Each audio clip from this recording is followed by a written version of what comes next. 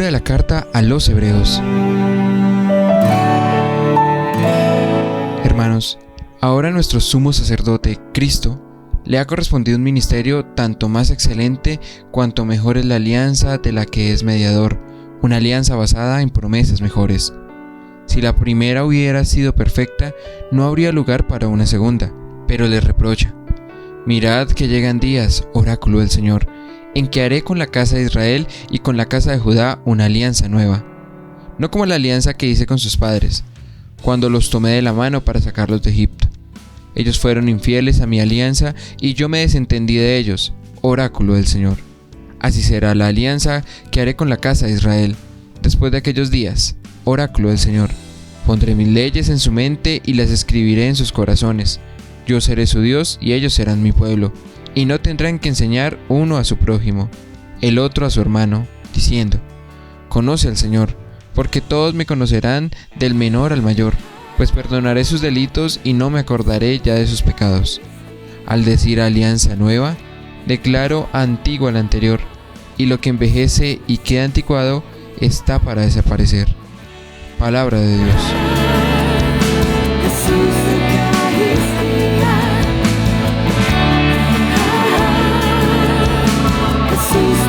La misericordia y la fidelidad se encuentran. Muéstranos, Señor, tu misericordia y danos tu salvación. La salvación está cerca de los que lo teman, y la gloria habitará en nuestra tierra. La misericordia y la fidelidad se encuentran. La misericordia y la fidelidad se encuentran, la justicia y la paz se besan. La fidelidad brota de la tierra. La misericordia y la fidelidad se encuentran. Y la justicia mira desde el cielo. El Señor nos dará la lluvia, y nuestra tierra dará su fruto. La justicia marchará ante Él, y la salvación seguirá sus pasos. La misericordia y la fidelidad se encuentran.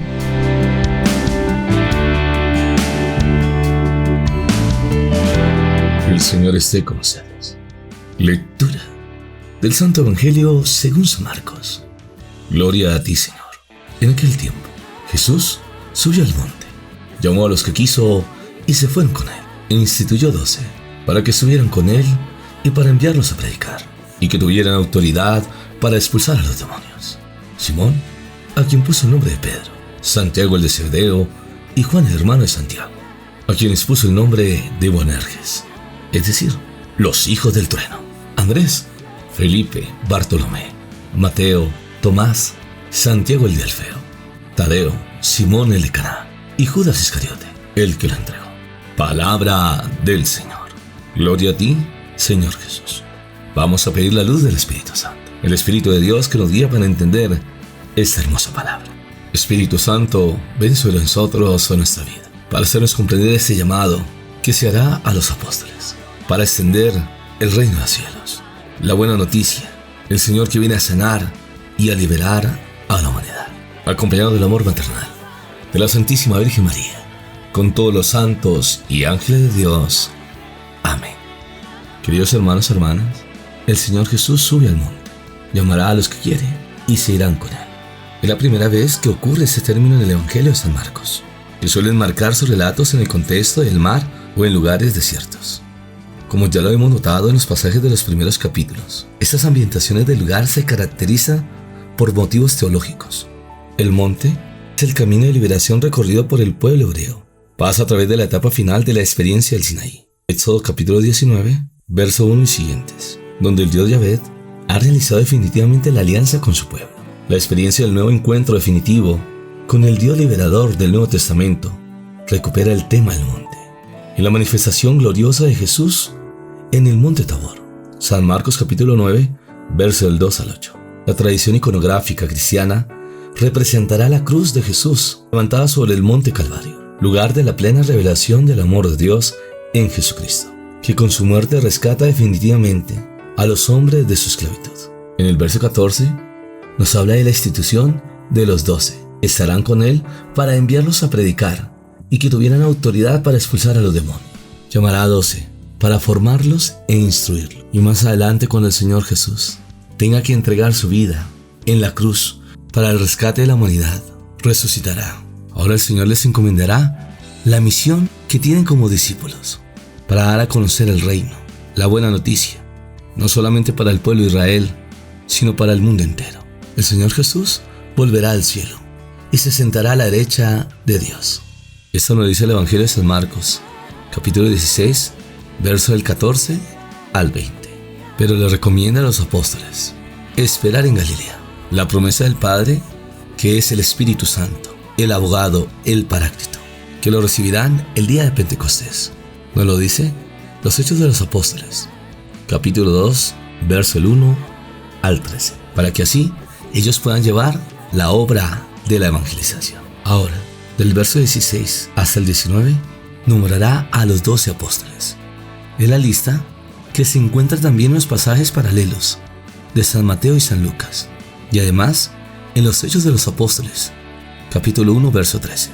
El orden es un poco diferente, pero los nombres son los mismos, con la excepción que en lugar de Tadeo, en San Lucas capítulo 6, verso 16, y Hechos, capítulo 1, verso 13, dicen Judas, hijo de Santiago. Otra variante significativa se refiere a Simón, al que el Evangelio de San Mateo y San Marcos llaman Cananeo. San Lucas y los Hechos de los Apóstoles le atribuyen el sobrenombre de Celote, es decir, perteneciente al partido que sostenía la revuelta armada contra los romanos. También estará Iscariote, que significa hombre del puñal, si se hace derivar de la palabra en latín sicarios, que se referirá a Judas, equivale a Celote. El Evangelio de San Marcos, a diferencia de los otros evangelistas, añade a Santiago y a Juan el sobrenombre los Boanerges, hijos del trueno, que tal vez se refiere al carácter apocalíptico de su predicación. Acordemos que los sinópticos son los 3 evangelios de San Mateo, San Marcos, San Lucas, que narran un mismo episodio, que tienen semejanzas y diferencias. Agregarán a Simón, que siempre abre la lista, y le colocarán el nombre de Pedro, es decir, roca, en el sentido de base, por cuanto ha sido llamado entre los primeros, y el Señor Jesús le ha conferido personalmente el ministerio de garantizar la unidad y la fidelidad de los creyentes. En el Evangelio de San Juan, capítulo 21, verso del 15 al 19. El Señor Jesús los llamará apóstoles, a estos 12. San Lucas, capítulo 6, verso 13. Debemos saber que del corazón traspasado del crucificado nacerá la nueva iglesia. Ahora de la entrega al Señor Jesús en la cruz, entregando su vida al rescate de la humanidad, se formará la pequeña barca. Son los 12 que el mismo Señor instituye. Con la fuerza de la llamada, como al sonido de la palabra, las cosas han sido evocadas de la nada originaria. El número 12 tiene un significado. Indica las 12 tribus de Israel, que están llamadas a la unidad de ser no pueblo a ser pueblo. Oseas capítulo 2, verso 22 y siguientes. Estamos al comienzo del nuevo pueblo definitivo, que abarcará lentamente a todas las gentes. Es la promesa que el Señor le hará a Abraham. Haré de ti un gran pueblo. Te bendeciré, haré famoso tu nombre y servirá de bendición. Bendeciré a los que te bendigan, maldeciré a los que te maldigan. En tu nombre se bendecirán todas las familias del mundo. Génesis capítulo 12, verso del 2 al 3. Y Génesis capítulo 13, verso del 14 siguientes. Es la raíz del viejo árbol despojado de sus ramas, del cual nacerá el nuevo grande árbol del reino de Dios. El resto de Israel, reducido a su autenticidad e injertado sobre la raíz única que le da la linfa de la vida, es el madero de la cruz. Para crear ese nuevo pueblo definitivo, el Señor Jesús subirá al monte, como nos dice el verso 13. Su camino comienza ahora a revelarse como más arduo entre nuestros ojos. Se convierte en una subida que es preludio a la subida a Jerusalén, donde el Señor Jesús morirá. Veremos al Señor Jesús que sube al monte después de la primera multiplicación de los panes. San Marcos capítulo 6, verso 46. Lo veremos también subir al monte para la transfiguración. San Marcos capítulo 9, verso 2. Son todas alusiones al Altísimo, monte del Gólgota, donde morirá y se entregará a todos, y manifestará definitivamente su verdadera gloria. San Marcos capítulo 15, verso 39. Es el mismo monte donde Él subió primero, El Señor Jesús llamará a los elegidos que oyen su voz y ellos se acercan a Él. La escena de esta llamada que crea el nuevo pueblo, el cual se acerca, es sencilla y grandiosa. Es la creación de la iglesia, constituida por la escucha de su voz y del acercamiento al monte, que lo veremos en la gloria de la cruz, que le dará el sentido a la humanidad, porque desde la cruz manifestará su gloria. Dos son las características que constituyen los 12, que es la iglesia. La primera característica es la de estar con Él. Estar con Él en el monte, recibir su mismo bautismo y beber su mismo cáliz. San Marcos capítulo 10, verso 38. Injertado sobre la raíz única del reino. Esto implica conocer al Señor Jesús de cerca y seguirlo. Es estar con Él y vivir el espíritu de Él. Nacido entre los pobres, se ha colocado en fila con los pecadores. San Marcos capítulo 1, verso 9 y siguientes. Ha sido tentado y probado. San Marcos capítulo 2, verso 1 al 17. Que se dará a conocer por el amor a sus hermanos. Y compartirá el patíbulo del esclavo. Morirá entre los malhechores. Que entregará su vida al rescate de la humanidad. Venciendo al diablo, la muerte, el pecado. Para vivir en la libertad de los hijos de Dios. La segunda característica es la misión de predicar. De descender el reino de los cielos. No solamente a sus hermanos, sino también al mundo entero. Debemos estar cerca de Él, a través de la oración, para que Él pueda morar entre nosotros, con la fuerza de su Espíritu, pero debemos guardar su palabra. Evangelio de San Juan, capítulo 14, verso 23. Porque es indispensable escucharlo y seguirlo a Él. Y así como María, la hermana de Lázaro y Marta, que escogió la parte mejor, la única necesaria, que nunca ha de ser quitada. El Evangelio de San Lucas, capítulo 10, verso 42. El Señor Jesús afirma que el Hijo no puede hacer nada sino lo que ve hacer al Padre. El Evangelio de San Juan, capítulo 5, verso 19. La contemplación del Padre es la fuente de todo su obrar. Esto debe suceder también en la iglesia, y nosotros como hijos de Dios, como creyentes, cuya acción se relaciona con la contemplación del Señor Jesús, que es el rostro humano de Dios. De lo contrario, no se puede dar testimonio del Evangelio, ni vencer al espíritu del mal, al diablo y los demonios. Debemos notar que los 12 que han sido elegidos no son en absoluto gente elegida, según los criterios mundanos, religiosos. Se trata de gente común, de gente cualquiera, con todas las cualidades y defectos. Simón será un revolucionario, San Mateo, cobrador de impuestos, Judas Iscariote un ladrón, pero que nunca abrió su corazón a Dios, para que realmente llegara en él la conversión. Pero no es así, porque buscará sus propios intereses, egoístas, que será capaz de vender a su maestro con un beso. San Lucas, capítulo 22, verso 48. La lista terminará con Judas Iscariote. Ese nuevo pueblo se incluye la tragedia de la parte infiel, que le da muerte a Cristo, una realidad que siempre está presente en la iglesia, misterio a la vez de infidelidad y de salvación. Ahora nos unimos a través de la oración, para que juntos veamos los regalos del cielo. Padre del cielo, te damos todo el honor y la gloria, que enviaste a tu Hijo Jesús para dar a conocer tu reino, y así poder extender la luz del Evangelio, que llamaste a 12, escogido no entre los sabios y poderosos del mundo, sino entre los sencillos y humildes, que aprendieron de ti el amor, la humildad, la misericordia, de ayudar a sus hermanos, esperando la promesa del Padre, el Espíritu Santo, que viene a transformar vidas, para poder recibir los dones y carismas, para dar pasos firmes en la fe, y unirnos al corazón de la Iglesia, la esposa de Cristo, junto con sus ministros, que son sucesores de los apóstoles, el Papa Francisco, los cardenales, obispos, sacerdotes, diáconos, para transmitir esta obra de evangelización, como también nos unimos a las comunidades religiosas, a los laicos comprometidos, para que juntos caminemos con responsabilidad para transmitir esta obra de evangelización, y que el Señor Jesús se pueda quedar en el corazón de la humanidad, y así poder alejar del corazón toda forma de negativismo, de tristeza, de soledad, de angustia, de depresión, o alguna situación difícil que viviste en alguna etapa de tu vida, que causó miedo, inseguridad, baja autoestima, que te ha llevado a tomar malas decisiones por buscar respuestas y soluciones a tu vida, que has ido donde el brujo, a través de la adivinación, la lectura de cartas, práctica de baños, riegos, amuletos, pensando que con ello vas a poder solucionar tu vida. Pero no es así.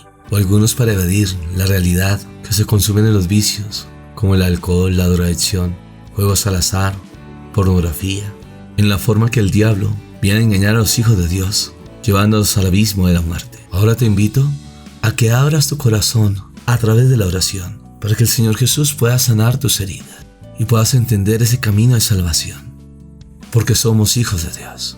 Más que nunca se nos invita en estos tiempos de pandemia, por ese coronavirus, que hagas un alto en el camino, renuncies al pecado para vivir en la libertad de los hijos de Dios, que no solamente oramos por nuestras necesidades, sino también por las necesidades de nuestros hermanos, de los que sufren la injusticia, de los que se llaman ser poderosos y que quieren oprimir y esclavizar a la humanidad. Queremos orar por las naciones y los gobernantes, la gran responsabilidad que tienen de dirigir una nación, y que por esa crisis mundial, por este virus, que ha llevado a una desestabilización económica, generando pobreza, hambre, desesperación. Que oremos para que los gobernantes bajen los impuestos, crear proyectos de trabajos dignos, de ayudar a consolidar la economía, de ayudar a los más necesitados. Que nosotros, como hijos de Dios, aprendamos a ayudar a los más necesitados. Que sigamos orando por las familias, que son el fundamento de la sociedad. Que se sepa llevar la gran responsabilidad del amor, del hombre y la mujer que unen sus vidas en santo matrimonio, para que como familias puedan tener la solidez y ser bendición para sus generaciones futuras. Entregamos a las personas que están enfermas por este coronavirus, para que con la sangre preciosa de Jesús se aleje todo espíritu de muerte y aprendamos a perdonar los causantes de este virus, que por la ambición de dinero y poder que han querido destruir a la humanidad. Que también oramos por los que sufren distintas enfermedades, tanto físicas como mentales, que seguimos clamando la sangre preciosa de Jesús, sus llagas benditas, para que puedan ser sanos, libres y bendecidos, y ver los milagros del Señor Jesús en sus vidas. Ahora entrega tu petición, tu necesidad, esos momentos difíciles que estás pasando. Aleja de ti la duda, la desesperación. Ora con fe, en esa intimidad de amor con Dios. Reclama sus promesas a través de la palabra. Pide los sacramentos que imprimen ese carácter, en especial la Eucaristía, el cuerpo y la sangre del Señor que quieren habitar en el corazón de la humanidad, y que sepamos esperar en el momento indicado la bendición de Dios, porque Él hace las cosas nuevas. Ahora nos preparamos para recibir la bendición. El Señor esté con ustedes, y la bendición de Dios Todopoderoso, Padre, Hijo y Espíritu Santo, descienda sobre ustedes y les acompañe siempre. Amén. Dios se ha manifestado de muchas maneras a la humanidad, en especial enviando a su Hijo Jesús para mostrarnos el reino, para realizar la voluntad del Padre, entregando su vida en la cruz, y así poder salvar a la humanidad del pecado, de la muerte, para vivir en la libertad de los hijos de Dios, que hemos recibido la luz del Espíritu Santo, para descubrir el llamado y el sentido de la vida. Bendiciones del cielo.